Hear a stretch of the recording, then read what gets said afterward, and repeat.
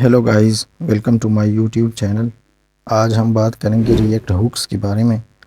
React की जितनी important hook है वो इस वीडियो में हम कवर करेंगे। इस वीडियो को एंड तक देखना ताकि आप एक स्केलेबल वेब एप्लीकेशन बना सकें। सबसे पहले बात करते हैं रिएक्ट हुक्स के बारे में। रिएक्ट हुक एक फंक्शनल कंपोनेंट में स्टेट को मैनेज करने के लिए या रिएक्ट कंपोनेंट की लाइफ साइकिल फीचर्स को मैनेज करने के लिए यूज़ करते हैं ताकि हमें क्लास बेस कंपोनेंट की ज़रूरत ना पड़े। अच्छा, इसकी की बेनिफिट के बारे में हम बात करते हैं। रिएक्ट हुक को यूज़ करने का सबसे बड़ा फ़ायदा ये है कि ये हमारे कोड को सिंप्लीफाई करता है। कोड ईज़ियर टू रीड होता है। और दूसरा जो सबसे बड़ा इसका बेनिफिट है वो है कोड रीयूजेबिलिटी। हम एक कंपोनेंट के लॉजिक को दूसरी कंपोनेंट में शेयर कर सकते हैं बाय यूजिंग रिएक्ट हुक्स। तीसरा जो सबसे बड़ा बेनिफिट है रिएक्ट हुक्स का वो है performance enhancement. React hook rendering को ऑप्टिमाइज़ करता है और अननेसेसरी री रेंडरिंग ऑफ अ कंपोनेंट से हमें बचाता है। अब बात करते हैं रिएक्ट हुक्स की हिस्ट्री के बारे में। 2013 में रिएक्ट का इनिशियल रिलीज़ आया था और 2015 में फिर कंपोनेंट बेस स्ट्रक्चर ये 6 क्लासेस इंट्रोड्यूस हुई थी। 2017 में जो क्लास बेस कंपोनेंट थे इनके साथ प्रॉब्लम ये आया कि ये कंप्लेक्सिटी इसमें काफ़ी ज़्यादा थी, कोड को मैनेज करना मुश्किल था। तब जाके अक्टूबर 2018 में रिएक्ट का 16 वर्जन आया और उसमें इन्होंने हुक्स के कंसेप्ट को इंट्रोड्यूस कर दिया और फरवरी 2019 में रिएक्ट 16 का स्टेबल रिलीज़ आ गया। अब बात करते हैं इसके कॉमन यूज़ केसेस के बारे में। सबसे बेसिक जो इसका यूज़ केस है वो है स्टेट को मैनेज करने के लिए। रिएक्ट हुक को हम एपीआईज़ कॉल के लिए यूज़ कर सकते हैं, जिस तरह यूज़ इफ़ेक्ट हो गया। डेटा फैचिंग के लिए यूज़ कर सकते हैं। इसके अलावा ऑथेंटिकेशन ऑथोराइजेशन को इम्प्लीमेंट करने के लिए हम हुक्स को यूज़ कर सकते हैं। अब आते हैं कि रिएक्ट हुक्स का फ्रंट एंड डेवलपमेंट पे क्या इम्पेक्ट आया। 2018 से पहले जब हुक्स का कंसेप्ट नहीं आया था तो लोग क्लास बेस्ड कंपोनेंट को यूज़ करते थे। 2018 में हुक्स का कंसेप्ट आया तो लोग फंक्शनल प्रोग्रामिंग की तरफ शिफ्ट हो गए। कंपोनेंट के अंदर स्टेट को मैनेज करना ये इजी हो गया और परफॉर्मेंस भी फंक्शनल प्रोग्रामिंग की वजह से काफ़ी बेहतर हो गई। अब जाके देखते हैं कि कैसे हम हुक्स को अपने कंपोनेंट्स के अंदर यूज़ कर सकते हैं। सबसे पहले बात कर लेते हैं रिएक्ट की यूज़ स्टेट हुक के बारे में, जो कि एक मोस्ट इसेंशियल हुक है। यूज़ स्टेट बेसिकली यूज़ होता है फंक्शनल कंपोनेंट के अंदर स्टेट को मैनेज करने के लिए। यूज़ स्टेट को फर्दर एक्सप्लेन करने से पहले मैं बताता चलूँ कि स्टेट क्या चीज़ है। कंपोनेंट के अंदर टेम्परेरी डेटा स्टोर करने के लिए स्टेट यूज़ होता है। जब भी कंपोनेंट डिस्ट्रॉय होगा तो ये स्टेट भी डिस्ट्रॉय हो जाएगा। अब यूज़ स्टेट को यूज़ करने के लिए सबसे पहले हम क्या करते हैं, यूज़ स्टेट को इंपोर्ट कर लेते हैं। यूज़ स्टेट हुक ये इंपोर्ट हो गया और इसको फंक्शनल कंपोनेंट के अंदर यूज़ करेंगे। इसको कॉल कर लेते हैं इस फंक्शन को। हुक बेसिकली हमारे पास रिएक्ट फंक्शनल कंपोनेंट में फंक्शंस ही होते हैं। ये यूज़ स्टेट हुक रिटर्न कर लेता है एक एरे, और एरे का जो पहला आर्गुमेंट होता है वो करंट स्टेट की वैल्यू होती है और दूसरा आर्गुमेंट इसका कॉल बैक फंक्शन होता है, जो कि इसी स्टेट को हम चेंज कर लेते हैं। इसी स्टेट को चेंज करने के लिए यूज़ होता है। इसमें करंट वैल्यू स्टोर होती है और इसी करंट वैल्यू को चेंज करने के लिए इस फंक्शन को हम यूज़ कर सकते हैं। तो अब इसी स्टेट को मैं यहाँ पे रेंडर करने के लिए मैं JSX के अंदर कर्ली ब्रेसेस को यूज़ करूँगा और इसमें मैं स्टेट की वेरिएबल को इस स्टेट की वैल्यू को रेंडर कर लूँगा। अब आप देख सकते हैं कि स्टेट की वैल्यू तो रेंडर हो चुकी है, लेकिन फ़िलहाल इस स्टेट में कोई भी चीज़ नहीं पड़ी। तो इसको इनिशियलाइज़ करने के लिए हम यूज़ स्टेट को इनिशियल वैल्यू भी पास कर सकते हैं। मैं 0 पास करता हूँ, ये देख सकते हैं कि आप स्क्रीन पे उसी स्टेट में इनिशियल वैल्यू 0 स्टोर हो गई। अब इस स्टेट को चेंज करने के लिए मैं एक बटन ले लेता हूँ, बटन, और इसको मैं इंक्रीमेंट नाम दे देता हूँ। इस बटन के ऑन क्लिक इवेंट पे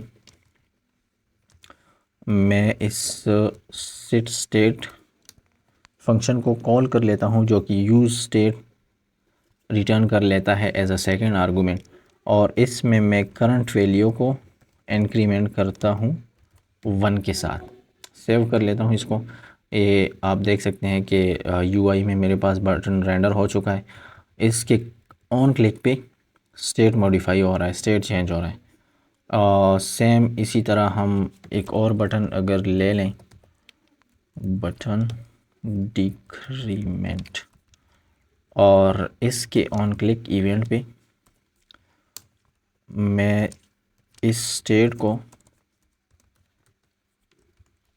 डिक्रीमेंट कर लूँ, करंट स्टेट वैल्यू -1। सेव कर लेता हूँ इसको।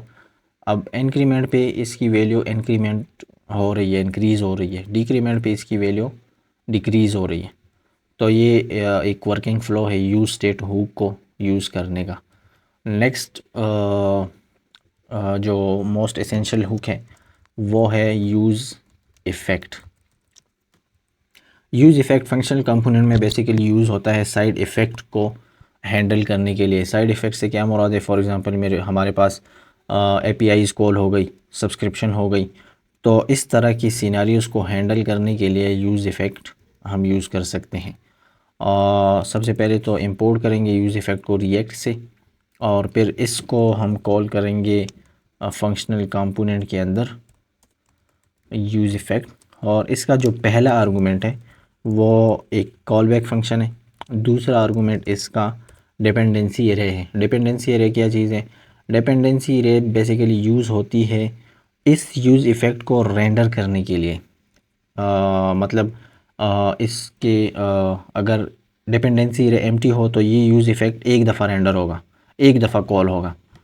अगर इस डिपेंडेंसी एरे में कोई स्टेट स्टोर हो, कोई वेरिएबल स्टोर हो, तो जब भी वो स्टेट चेंज होगी ये यूज़ इफ़ेक्ट कॉल होगा। अगर मैं इसका एग्ज़ाम्पल ले लूँ, यही स्टेट इसी डिपेंडेंसी एरे को पास कर दूँ, तो ये यूज़ इफ़ेक्ट हर दफ़ा कॉल होगा जब भी इस स्टेट की वैल्यू चेंज होगी। तो ये बेसिक कंसेप्ट है डिपेंडेंसी एरे का। अब इस यूज़ इफ़ेक्ट में मैं एक साइड इफ़ेक्ट परफॉर्म करने जा रहा हूँ। एक API कॉल कर लेते हैं फेच को यूज़ करते हुए। API का URL यहाँ पे पड़ा होगा, एक डमी API है टू डू लिस्ट की। तो इसको मैं पास कर लेता हूँ फेच को। फेच फंक्शन को मैं ये URL पास कर लेता हूँ, और इसके डॉट देन मेथड में इसके रिस्पॉन्स को कन्वर्ट कर लेता हूँ जेसन में, और डॉट देन करके इसके डेटा को फॉर टाइम बीइंग कंसोल कर लेता हूँ, कंसोल डॉट लॉग डाटा। इसको मैं सेव कर लेता हूँ। तो ये आप देख सकते हैं कि कंसोल में मेरे पास जितनी भी इस API से टू डूज़ लिस्ट आ रही है वो सारी यहाँ पे कंसोल हो रही है। अब इन सारी टू डूज़ को UI में रेंडर करने के लिए मैं क्या करता हूँ कि यहाँ पे इन दोनों बटन को मैं कर देता हूँ कमेंट आउट, और इस स्टेट को भी कर देता हूँ कमेंट आउट। और सबसे पहले तो इसी डेटा को इसी स्टेट में स्टोर कर लेते हैं, सेट स्टेट। और डेटा में मेरे पास डेटा बेसिकली एक ऑब्जेक्ट है, और उस ऑब्जेक्ट में फिर मेरे पास टू डूज़ एरे पड़ी है। तो डेटा डॉट टू डूज़ करके ये वैल्यू मेरे पास इस स्टेट में स्टोर हो जाएगी। इसकी इनिशियल वैल्यू मैं एरे कर देता हूँ, और यहाँ पे मैं एक अनऑर्डर लिस्ट ले लेता हूँ जिसके अंदर मैं इस स्टेट पे मैप करके टू डू को रेंडर कर लेता हूँ, रिटर्न लिस्ट आइटम। और टू डू बेसिकली अगर हम देख लें तो टू डू भी टू डूज़ के अंदर टू डू और फिर टू डू एक ऑब्जेक्ट है और उस ऑब्जेक्ट में मेरे पास टू डू पड़ा है। तो to do dot to do, इसको कर देता हूँ सेव, और ये सारे टू डूज़ मेरे पास आ चुके हैं, यूआई में रेंडर हो सकते हैं। अब ये आप पे डिपेंड कर देता है कि किस तरह इनको शो करना है, किस तरह इनको सीएसएस को यूज़ करते हुए किस तरह आप इनको मॉडिफाई कर सकते हो। तो ये एक वर्किंग फ़्लो है यूज़ इफ़ेक्ट का, कि किस तरह हम यूज़ इफ़ेक्ट को यूज़ कर सकते हैं। नेक्स्ट जो हुक है वो जो मोस्ट एसेंशियल जो यूज़ होता है रिएक्ट में, वो है यूज़ रेफ। यूज़ रेफ हुक बेसिकली यूज़ होता है डोम एलिमेंट्स के साथ इंटरेक्शन के लिए। तो इसके इसको एक्सप्लेन करने के लिए मैं एक एग्ज़ाम्पल ले लेता हूँ। सबसे पहले क्या करते हैं कि एक इनपुट ले लेते हैं। इनपुट, इसके टाइप को मैं कर देता हूँ टेक्स्ट, और मैं एक ये यूज इफ़ेक्ट को भी कमेंट आउट कर लेते हैं, इसको भी कमेंट आउट कर लेते हैं, बल्कि इन सारों को मैं रिमूव कर देता हूँ ताकि कोड क्लियर हो। इनको भी मैं रिमूव कर लेता हूँ, ये दोनों भी रिमूव हो जाएंगे। अब मेरे पास है यूज़ रेफ, तो एक रेफ बना लेता हूँ मैं इनपुट रेफ के नाम से। Input ref is equal to use ref, इसको इनिशियल वैल्यू में नल पास कर लेता हूँ। और ये जो यूज़ रेफ हुक है ये मेरे पास एक ऑब्जेक्ट रिटर्न कर लेता है और उस ऑब्जेक्ट में इस एलिमेंट की करंट वैल्यू स्टोर होती है। तो यही रेफ मैं इस इनपुट को पास कर लेता हूँ,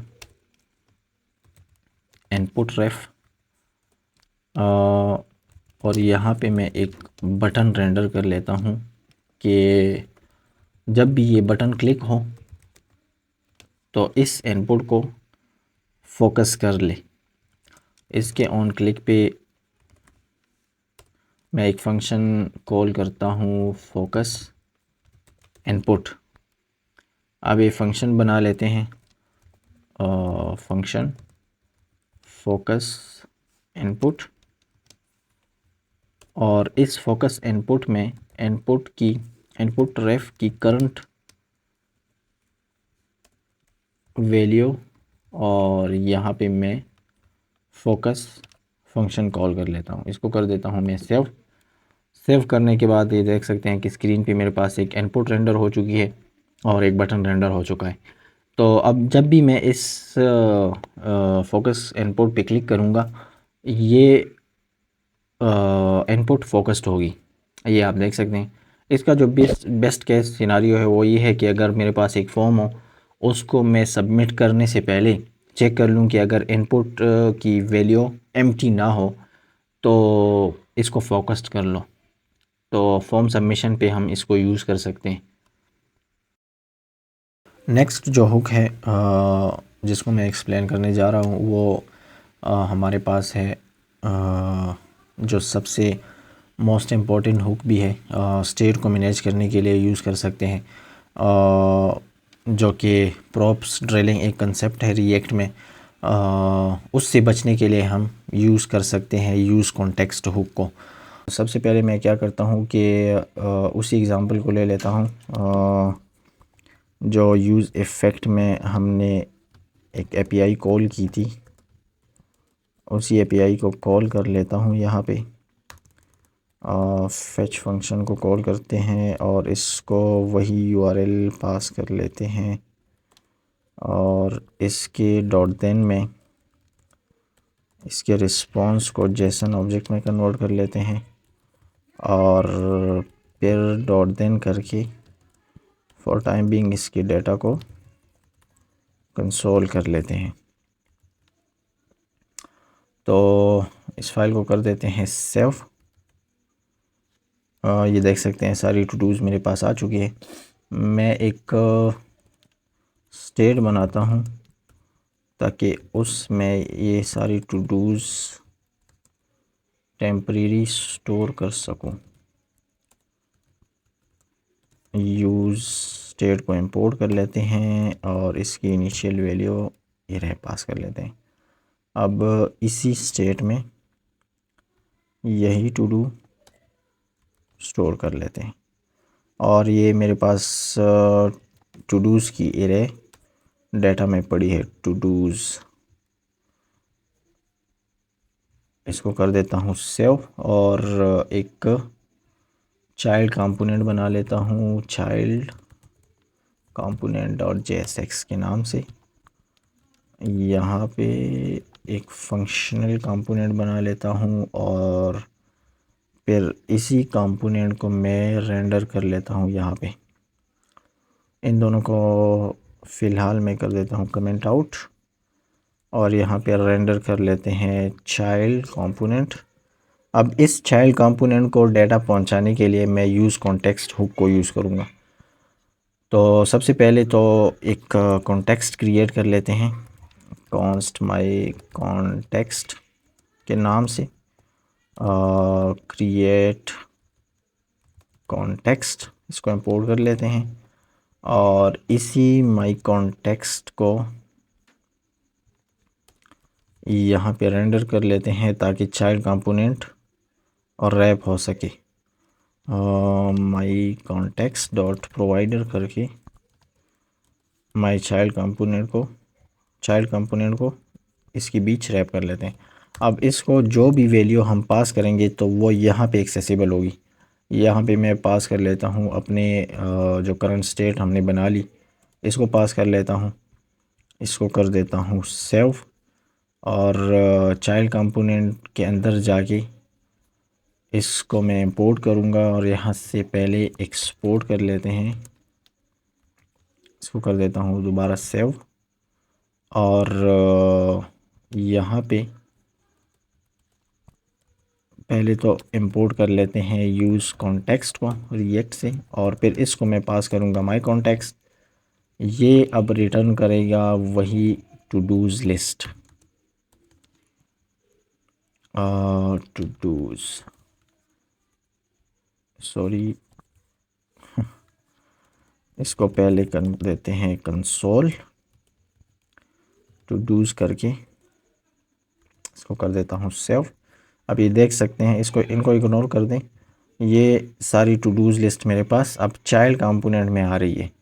तो अब अगर एक और कंपोनेंट मैं बना लूँ चाइल्ड कंपोनेंट 2 के नाम से या किसी भी नाम से और वो फिर मैं यहाँ पे रेंडर कर दूँ, तो बजाय उसको ये todos as a props pass करने के मैं क्या करूँगा कि उसी कंपोनेंट में अपने कॉन्टेक्स्ट को कॉल करूँगा, यूज़ कॉन्टेक्स्ट को पास करूँगा और वहाँ पे भी मैं अपने ये जितनी भी टू डूज़ API से आ रही है इनको एक्सेस कर सकता हूँ ईज़िली। वही काम कर लेते हैं, यहाँ पे एक अनऑर्डर लिस्ट ले लेते हैं और इसके अंदर ये जो टू डूज़ आ रही है इन पे मैप करके यहाँ से मैं एक लिस्ट आइटम रिटर्न कर लेता हूँ और ये टू डू मेरे पास एक ऑब्जेक्ट है और इसमें पे टू डू पड़ा है। तो अब ये देख सकते हैं कि ये सारी टू डूज़ मेरे पास यूज़ कॉन्टेक्स्ट को यूज़ करती हुई चाइल्ड कंपोनेंट में रेंडर हो रही है। तो ये एक वर्किंग फ़्लो है यूज़ कॉन्टेक्स्ट को यूज़ करने का। इसके अलावा नेक्स्ट जो मोस्ट इम्पॉर्टेंट हुक है वो है use reducer hook. Use reducer hook भी स्टेट मैनेजमेंट के लिए यूज़ होती है। जितनी भी कम्प्लेक्स स्टेट हो जिसमें हमारे पास मल्टीपल्स वैल्यूज़ हों तो उनको मैनेज करने के लिए हम यूज़ रिड्यूसर हुक को यूज़ कर सकते हैं। इसका जो सबसे बड़ा बेनिफिट है कि स्टेट एक ही जगह पे पड़ी होती है, जहाँ पे भी मैंने कोई चेंज करना हो उसको मॉडिफाई करना हो तो उस केस के लिए हम यूज़ रिड्यूसर हुक को यूज़ कर सकते हैं। पहले तो मैं इनको कर देता हूँ क्लियर ताकि कोड साफ नज़र आए। इनको कर देता हूँ कमेंट आउट और इसको भी कर देता हूँ रिमूव। यहाँ से इस कंपोनेंट को कर देता हूँ रिमूव और इस बटन को इन दोनों को भी कर देता हूँ रिमूव। यहाँ पे भी हम काउंटर के एग्ज़ाम्पल को ही ले लेते हैं, इसको कर देते हैं सेव और इस कॉन्टेक्स्ट को भी कर देते हैं रिमूव ताकि कोड बिल्कुल क्लियर हो। अब कर देते हैं यूज़ रिड्यूसर को रिएक्ट से इंपोर्ट, इनको भी रिमूव कर देता हूँ। यूज़ रिड्यूसर हुक दो चीज़ें रिटर्न कर देता है, एक स्टेट जो करंट स्टेट होती है और दूसरा एक डिस्पैच मेथड। ये दो चीज़ें यूज़ रिड्यूसर हुक रिटर्न कर देता है। इसको दो चीज़ें हम पास करते हैं यूज़ रिड्यूसर को। सबसे पहले तो एक रिड्यूसर फंक्शन होता है और दूसरा इनिशियल स्टेट होती है, इनिशियल स्टेट वैल्यू। तो इनिशियल स्टेट वैल्यू को हम यहाँ पे इनिशियलाइज़ कर लेते हैं, इनिशियल स्टेट इसको कर देते हैं ऑब्जेक्ट और इसमें हम काउंट को इनिशियलाइज़ करते हैं 0 से। अब अगर मैं इस स्टेट को रेंडर कर दूँ यूआई में तो इसको मैं करूँगा स्टेट और फिर स्टेट के एक ऑब्जेक्ट है और उसमें मेरे पास काउंट पड़ा है, इसको मैं कर देता हूँ सेव। बल्कि अब मेरे पास सिंटैक्स एरर आएगा क्योंकि रिड्यूसर फंक्शन डिफाइन नहीं है। तो रिड्यूसर फंक्शन को कर देते हैं डिफाइन। रिड्यूसर फंक्शन भी दो आर्गुमेंट ले लेता है, एक स्टेट और दूसरा एक्शन, ये दो चीज़ें होती हैं। और यहाँ पे अब हम दो सिनेरियोज़ यूज़ कर सकते हैं, एक तो स्विच स्टेटमेंट। अब यहाँ पे हम दो सिनेरियोज़ यूज़ कर सकते हैं, या तो स्विच स्टेटमेंट यूज़ करें या इफ़ कंडीशन। तो स्विच कंडीशन को यूज़ कर देते हैं और यहाँ पे मैं पास कर देता हूँ एक्शन डॉट टाइप। एक केस तो मेरे पास ये हो सकता है कि या तो एक्शन इंक्रीमेंट हो, उस केस में ये रिटर्न करें एक ऑब्जेक्ट और इस ऑब्जेक्ट में काउंट इंक्रीमेंट हो तो काउंट और स्टेट +1। दूसरा केस डिक्रीमेंट का हो सकता है, डिक्रीमेंट। इस केस में ये रिटर्न ऑब्जेक्ट को रिटर्न करे और उसमें काउंट की वैल्यू डिक्रीज़ हो। और डिफ़ॉल्ट जो केस है उसमें ये रिटर्न करे इसी स्टेट को। इसको कर देते हैं सेव और रिलोड कर लेते हैं इसको।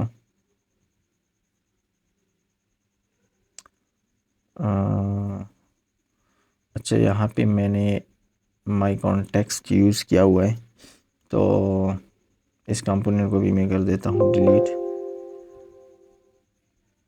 और इसको कर देता हूँ सेव, रिलोड कर लेता हूँ। अब ये इंपोर्ट, अच्छा इस स्टेटमेंट को भी मैं रिमूव कर लेता हूँ और ये इनिशियल वैल्यू आ गई काउंट की। और यहाँ पे मैं अब एक बटन ले लेता हूँ, बटन इंक्रीमेंट, और एक और बटन ले लेता हूँ डिक्रीमेंट। इस बटन के ऑन क्लिक इवेंट पे मैं डिस्पैच मेथड कॉल कर लूँगा और इसको एज अ ऑब्जेक्ट टाइप पास करूँगा इंक्रीमेंट। दूसरे बटन को ऑन क्लिक इवेंट पे डेक्रीमेंट का एक्शन पास कर लूँगा। डिस्पैच एक ऑब्जेक्ट ले लेता है और इसके टाइप में डेक्रीमेंट को पास कर लूँगा। इसको कर देता हूँ सेव। अब ये दोनों बटन मेरे पास आ चुके हैं। इंक्रीमेंट पे ऑब्जेक्ट स्टेट डॉट काउंट। अच्छा,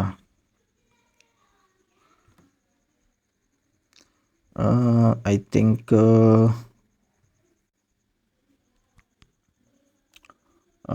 गलती यहाँ पे है। ये स्टेट डॉट काउंट होगा और ये भी स्टेट डॉट काउंट होगा। इसको मैं कर देता हूँ दोबारा सेव और रीलोड कर लेता हूँ। इनिशियल वैल्यू मेरे पास रेंडर हो चुकी है। इंक्रीमेंट पे ये इंक्रीमेंट हो रहा है और डेक्रीमेंट पे ये डिक्रीज़ हो रहा है। तो ये एक वर्किंग फ़्लो है यूज़ रिड्यूसर हुक का। मिलते हैं नेक्स्ट वीडियो में। अगर वीडियो अच्छी लगी हो तो चैनल को सब्सक्राइब कर लें और इस वीडियो को लाइक कर लें।